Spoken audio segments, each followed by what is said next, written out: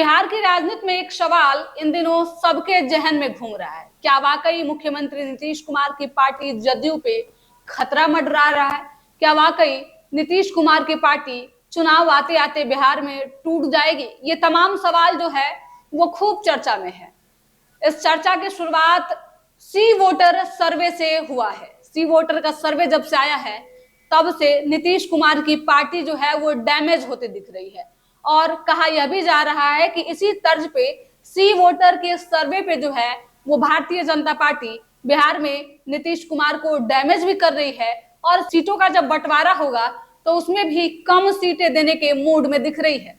अब देखिए दोस्तों, सी वोटर का एक सर्वे निकलकर सामने आया है जिसमें एक सवाल पूछा गया कि क्या नीतीश कुमार की पार्टी जो है वो टूट जाएगी, भारतीय जनता पार्टी और राजद का डायरेक्ट बिहार में मुकाबला होगा। तो ऐसे में जो वोटर वोट किए हैं उसमें 66% लोगों ने कहा है कि हाँ, नीतीश कुमार की पार्टी भविष्य में टूट सकती है। वहीं 28% लोगों ने इसे नकारा है। अब देखिए दोस्तों, जो खबरें इन दिनों चल रही है वो ये है कि नीतीश कुमार की पार्टी जदयू जो है वो टूट सकती है। इसको लेकर सी वोटर सर्वे में भी एक सवाल पूछा गया और लोगों का 66% लोग जो है वो कह रहे हैं कि नीतीश कुमार की पार्टी जो है वो टूट सकती है, और बिहार में मुकाबला जो है वो बीजेपी वर्सेस आरजेडी होने वाला है। सवाल है कि अगर बिहार में बीजेपी वर्सेस आरजेडी हो जाए तो कांग्रेस का क्या होगा, जदयू का क्या होगा? तो ऐसे में इन सवालों के जवाब टटोलने का हमने प्रयास किया है, और इस वीडियो में हम आपको बताएंगे कि क्या वाकई नीतीश कुमार की पार्टी जदयू के बिना भारतीय जनता पार्टी बिहार में चुनाव लड़ सकती है और जीत दर्ज कर सकती है? क्या वाकई राजद जो है वो बिना कांग्रेस के बिहार में फतेह पा सकती है? तो इस सवाल के जवाब हम आपको देंगे। सबसे पहले कि नीतीश कुमार भारतीय जनता पार्टी के लिए इन दिनों जरूरी तो है ही, साथ ही मजबूरी भी बने हुए हैं, क्योंकि नीतीश कुमार के साथ जो है वो कुछ ऐसे वोटर जुड़े हुए हैं जो भारतीय जनता पार्टी को उतने पसंद नहीं करते हैं जितने कि नीतीश कुमार को करते हैं। भारतीय जनता पार्टी को खासकर सवर्ण वोटरों के लिए जाना जाता है, और कहा जाता है कि भारतीय जनता पार्टी को सवर्ण वोटर ही जो है वो ज्यादा पसंद करते हैं, इनके कोर वोटर माने जाते हैं। लेकिन बात अगर जदयू की करे तो नीतीश कुमार की पार्टी में कई ऐसे वोटर जो हैं वो जुड़े हुए हैं, खासकर महिलाएं नीतीश के कोर वोटर माने जाती हैं, और आधी आबादी के बिना बिहार में चुनाव जीतना कहीं से भी जो है वो संभव नहीं दिखता है। दूसरा, लौकुश समीकरण पे नीतीश कुमार का पूरा कमान है। खासकर दलित, पिछड़े और अति पिछड़े ईबीसी वर्ग के जो लोग हैं वो भी नीतीश कुमार को खूब पसंद करते हैं, और यही कारण है कि नीतीश कुमार जो हैं वो बार बार किंग मेकर की भूमिका में उभर कर सामने आते हैं। तो ऐसे में अगर भारतीय जनता पार्टी नीतीश कुमार को हटाती है या फिर बिना नीतीश कुमार के बिहार में चुनाव लड़ती है तो ऐसे में जीतना नामुमकिन हो जाएगा, और जो है वो इस बार की सत्ता भारतीय जनता पार्टी को गंवानी पड़ सकती है। अगर बात कांग्रेस की करे तो राजद को एमवाई की पार्टी मानी जाती है। 14% और 19% जो यादव मुसलमानों की आबादी है वो तेजस्वी यादव के राजद के कोर वोटर माने जाते हैं। इसके साथ ही जो अति पिछड़े, अत्यंत पिछड़े वर्ग के जो लोग हैं वो भी तेजस्वी यादव को जो है वो सपोर्ट करते हैं। लेकिन मुस्लिम समाज के भी लोग जो हैं वो खूब सपोर्ट करते हैं। लेकिन इस बीच अगर कांग्रेस की बात करें तो कांग्रेस भी उतनी ही जरूरी है जितनी कि बीजेपी के लिए जदयू जरूरी है।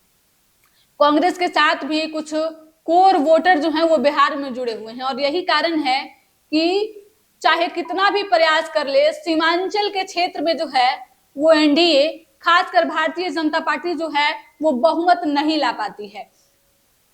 राहुल गांधी इन दिनों बिहार पे पूरा फोकस किए हुए हैं, और कहा जा रहा है कि बिहार इस बार चूकने वाले नहीं है। तो ऐसे में पिछली बार की जो समीकरण रहे, जो सीटों का बंटवारा रहा, उसमें 70 सीटें जो है वो राजद को कांग्रेस को देनी पड़ी थी। इस बार थोड़ा सा समीकरण बदलेगा दोस्तों, लेकिन बिना कांग्रेस के राजद का भी बिहार में कुछ नहीं होने वाला है, फतेह की स्थिति में तो नहीं दिख रही है।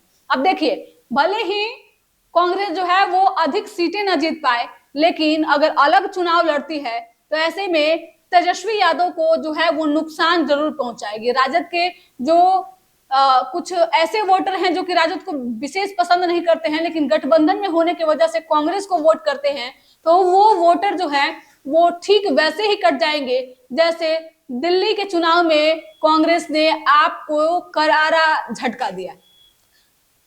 जाहिर सी बात है दोस्तों, अगर दिल्ली में कांग्रेस और आप एक साथ चुनाव लड़ी होती तो भारतीय जनता पार्टी 27 साल बाद भी वहां सत्ता पे काबिज नहीं होती। तो लगता है ऐसा कि बिहार में ये गलती तो बड़ी राजनीतिक पार्टियां जो हैं वो नहीं करने वाली हैं।